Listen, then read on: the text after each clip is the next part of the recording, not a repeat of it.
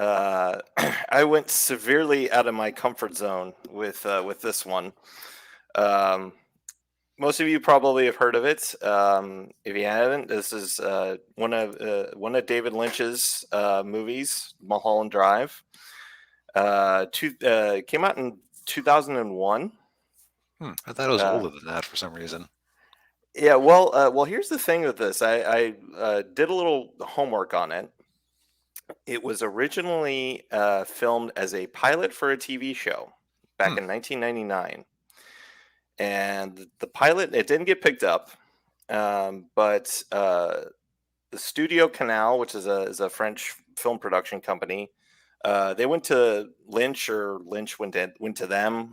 They gave him some cash to turn it into a feature film, and so he gussied it up and filmed some additional scenes to tie up the storyline. Um, you know, Hmm. whatever storyline you can make out of it. um, but yeah, David Lynch is not my cup of tea, and after or at least he didn't strike me as being my cup of tea. I The only other my only other experience with David Lynch was his adaptation of Dune, Mm. which I don't really know if you can count that because it wasn't one of his own stories, and I know he didn't have a whole lot of creative control on that movie, especially the final edit. Um, And- Well, we know that at one point he was supposed to direct the Return of the Jedi. So did we dodge a blaster bolt there? I think we did. I guess it depends on who you ask. I think they did, but some people might disagree. But because I mean, I know David Lynch has his fans, and I know there are people who like his movies. I mean, he's a bit like Hideo Kojima. Hmm. It's Okay. like, yeah, I mean, you either like him, or you either like his stuff or you don't like his stuff. And I probably fall into the latter category with David Lynch. Um, so, but anyway, I'll try to explain this movie as best I can. And spoilers, because I can't talk about this movie without spoilers. Um, the movie is about follows Naomi Watts's character. Hmm. Her name is Diane Selwyn, and she's this up and coming actress, and but she's kind of struggling to get parts. And the only way that she can get any parts in movies is because of her girlfriend, Camila Rhodes. Okay. Uh, and I can't remember the name of the actress who plays Camilla Rhodes, but so Camilla Rhodes is kind of the character is basically one of these oh yeah, D. Ryan's Death Stranding should have been a show. Yeah. Excuse me. So uh, she's kind of one of these actresses who likes to sleep her way to the top, or Mm. she sleeps her way to the top in order to get Whether she film likes roles. it or not. Yeah, yeah. But then she gets into a relationship with the director of the movie that they're working on, and the director and the I can't remember the actor's name, but the way he looks in the movie, he reminds me of J.J. Abrams. Oh. Of course, this was before anybody knew who J.J. Abrams was. I mean, when this Right. movie came out. But and so of course she gets really jealous, and Naomi Watts gets really jealous, and she ends up putting a hit out on her girlfriend, this low grade hitman, and then she goes into this like drug induced hallucination, and Oh. then There's your David Lynch bingo card. yep. So she goes into this hallucination where she actually imagines she's a different woman named Betsy, or Betty. Sorry, Betty. What? Yeah, Betty. And I'm convinced that the Lynch got the name Betty, and then Camilla is actually she goes by Rita because she sees a poster with a movie with Rita Hayworth, and and I'm convinced Betty is because of Betty Grable, because I found in my little research of David Lynch, I know he's a great lover of golden age Hollywood. And the fantasy kind of plays out like a golden age Hollywood movie, especially like Naomi Watts, the way she plays the characters, kind of this. She's this small town girl from Canada, and she's kind of has this aw shucks feel like, oh, I'm in Hollywood, I'm gonna make it big, and and then Camilla, uh, who or Rita, or I should say Rita. I mean, she uh, is about to be bumped off, and because she's in the back of a limo, she's about to get bumped off. But then the limo gets hit with a car head on with a car on Mulholland Drive. And for those of you who don't know, Mulholland Drive is a very famous street in Hollywood, LA. A lot of celebrities live on have lived and currently live on Mulholland Drive. Um, and she gets in this wreck. She's unscathed except for a head injury. So she has a head injury. Guess what's wrong with her? Amnesia. Yeah, yeah. So, and The writer's best friend. yes. So then she ends up in the house or the apartment where Naomi Watts is staying, Betty, and of course, and the apartment's owned by Betty's aunt, who's a Hollywood actress, and uh, then she's staying there while her aunt's filming a movie.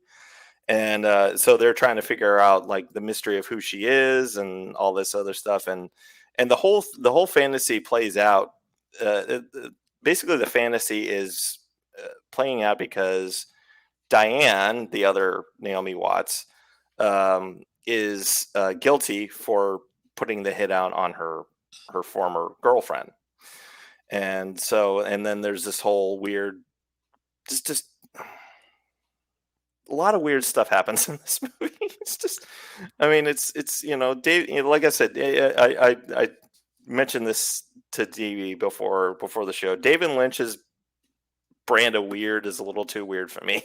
It's just, I mean, he can. I mean, there's a story structure there, and it's I mean, he can tell a story, but he throws in all this weird. And to me, I mean, I know to him it makes sense, but to me, it's like, what is the point of this? Well, at least he thought it was fun and creative at the time. Oh, yeah, I guess. But yeah, I picked this movie mainly because it seemed like the most because I've heard good things about it, and so I'm like, okay, well, it's definitely believe it or not, it's one of his more recent movies because he doesn't direct very many movies. And I think the last like full length feature movie he did was back in 2006. He does mainly like shorts and stuff, and then of course he did the revival of Twin Peaks, which I when I was watching this movie, I kind of felt like Homer when he was watching Homer Simpson when he was watching Twin Peaks. Brilliant. I have absolutely no idea what's going on. But I mean, again, like I said, I mean, there are people out there who like David Lynch and they think this movie is a masterpiece, and then there are people like me who are just like, okay, this is just really weird. I mean, I get the basic story of it, but there's just a lot of other stuff in there that I just don't understand. Why is it in there? There might not even be a reason it's in there besides it sounded fun at the time. Yeah, probably. But yeah, I mean, if you are a David Lynch connoisseur, you've already probably seen this movie multiple times. If you're not, and you I mean, if you're not interested, you're probably not going to get anything out of it if you're not a David Lynch person. Well, I suppose there's no way to know if you're a Lynch person or not until you try. True. Yeah. And I tried, and no, I don't think I can do any more. Yeah. Okay, so Yeah. so we go from the ridiculous by accident question mark Yes. to the ridiculous on purpose. So the way I ended up seeing this movie was that a friend of mine, we were having a little get together online, and he had actually downloaded this, so we ended up watching it. And Mhm. by the time we got to the end of it, I felt so bad for having pirated it that I had to immediately go to the theater the next day to give them money because this was so good. Ah. Not to bury the lead, but this is a if anything but this gets to be the Oscar animated picture, either Mhm. Pinocchio was good or the fix is in. Yeah. Okay, so and what's amazing about this is basically Shrek 6. Mm. It's Puss in Boots 2. Shrek, but for my money, had two good movies, 1 and 2, Mhm. and then it just turned into a cash cow that they kept milking. Pretty much. Yeah. And you know who about my least favorite character in all of Shrek is and was? Puss in Boots. Puss in Boots himself. He always felt like this unnecessary bolt on, like, oh, well, it's a sequel, so we got to have another sidekick. But hey, Antonio Banderas, want to be a cat? Okay, cool. Yeah. So like, I had no interest in seeing the previous movie, and I saw little bits of it. It just seemed weird and bad. Yeah. Uh, and so when I saw trailers for this one, I was like, yeah, feh. I mean, the trailer looks artful and interesting, but it's Puss in Boots. How good could it possibly be? Yeah. So I don't want to spoil this too much, but the trailer does give this premise away. So the idea is that Puss is on his last of his 9 lives. The opening scene has this cool Attack on Titan inspired, like literally Attack on Titan inspired fight with a giant. And just from like the moment one, it's just cast this spell on you because the animation is so fluid until they get to the Uh, action scenes. Then they kind of do the Into the Spider-Verse style herky jerky half frame stuff, oh, yeah. but for 90% of the time it works here Oh. because they know how to use it. 10% of the time it's like, okay, you could have just animated it normally, um, Mm. but it's still like, and when the animation is normal, it's normal. When it's herky jerky, it's an action scene and it works for it. So it's just a visual treat. Mm. But anyways, so the first scene is he dies for his 8th time, and then he proceeds to he has an encounter with a bounty hunter who puts the fear in him because he realizes that without his backup lives, Mhm. he can't be fearless anymore. Uh, And so the plot is him and uh, Kitty Softpaws and Perito here, which if you know Spanish, that's basically doggy is his name. Um, go on a quest to find this MacGuffin that will grant a wish and let him get his lives back. mm. And this movie's got it's got a bunch of interesting things going on. You've got a straightforward villain in the form of the bounty hunter I mentioned earlier. Yeah. You've got a cartoonish villain with John Mulaney playing Big Jack Horner. If you've seen a meme online of a big CGI character with a little grasshopper on his shoulder saying he's awful, that's what that's from. Uh, Because they have some fun with the Jiminy Cricket parody. Because it is ah, still a Shrek movie, even if it's like basically Old Man Puss in Boots, like Old Man Logan. ah. It's still got that Disney parody built in. Okay. Uh, and then you've got Goldilocks and the Three Bears as a rough and tumble British Cockney crime family. Uh, And I almost regret saying that much of it because it does kind of you kind of lose some of the impact of the initial discovery. So I'm going to stop saying too much more about it. okay. Basically, this movie gets an A for me, not an A plus, because there are like a couple of little moments that, like, okay, you could have been smarter about that one. Mm. Although there were two characters. Yeah, so hi, Holy Ninja. Yeah, Yeah. Big Jack Horner's hilarious. The amount of clips involving him are very funny. And John Mulaney voices him and does an excellent job doing it. And I was like, about 3/4 way into the movie, wait, is that John Mulaney? Uh, and he Yeah, says too, he also saw the first one. It was okay. yeah, like this being this good, I didn't think there was a single world where I would say, oh, Shrek 6, Puss in Boots 2, yeah, that deserves the Best Picture Oscar. Yeah. D Rhino says he might go see this. Yeah, I encourage anybody who has an interest in animation to see this. I don't even think you need to see. I don't even think you need to have seen the prior Shrek movies to really get what's going on here. Okay. Because there's like only a couple little callbacks to Shrek things. Okay. And I guess since you said you really didn't see the first Puss in Boots, you don't need to see the first Right, Puss in Boots to right, see this. right. Perito here, new character for the movie. Kitty Softpaws, she's Fujiko Mine to his Lupin. Okay. There's a funny meme where Steven Universe tried to do the you don't have to be evil shtick to channel. Ninja, would you mind sharing that? In one of our discords, that would be great. Just because, Yeah. um, because yeah, there are people who are just evil. What do you know? Yes. But like it works so well, and it is. It's a sort of effortless quality where you go, why isn't every movie like this? Because it isn't even like it's anything too complex or crazy.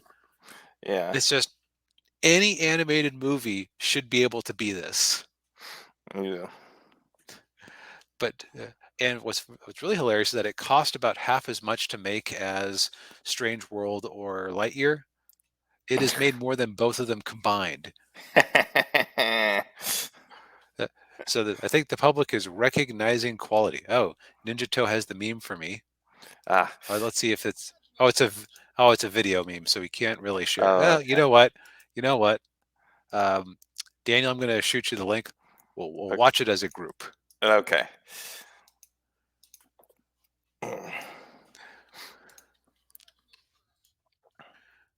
Okay, shooting you the link. It shouldn't get us copyright flagged. Okay. All right. All right.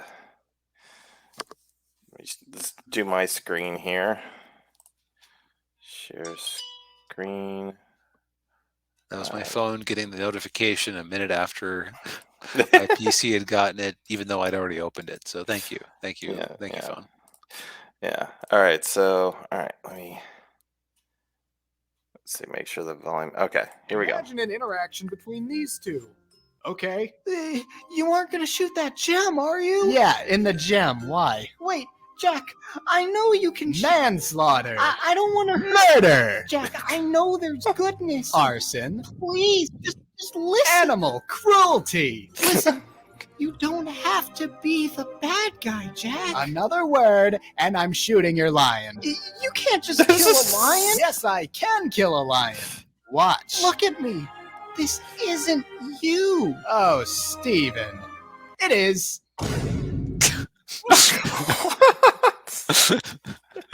Wow. Yeah, like that was the Jiminy Cricket. You're awful. You're awful. Oh yeah. It took you so long. It took you so long, you idiot. Yeah. Jesus. Like he spits in the eye the concept of a sympathetic villain. Yeah. But no, it's a great movie. It's just it is exactly what it sets out to be. My quibbles are quibbly. Yeah. So you can. Now the weird thing is, okay, so it cost me 12. And it's actually got really nice legs on it. Mhm. It was like its fourth or fifth weekend out, and I was at a theater on a Sunday afternoon, and there were 10 people in there with me, Hmm. which is pretty decent for a movie Yeah. that's been out there that long. If you want to buy it digitally, you can either buy it for $30, which I think that reflects the fact that it's in theaters right now, so I don't want to eat into that too much. But if you Right. want to rent it, it's a mere $24.99. Ah. So it's like just spend the extra $5 in case you want to watch it twice, silly. Yeah. Yeah. But yeah, it's a worthy movie. Oh, cool. Well, that's cool. Yeah, I will definitely give this a watch. Strong recommend. Hmm. What else is a strong recommend?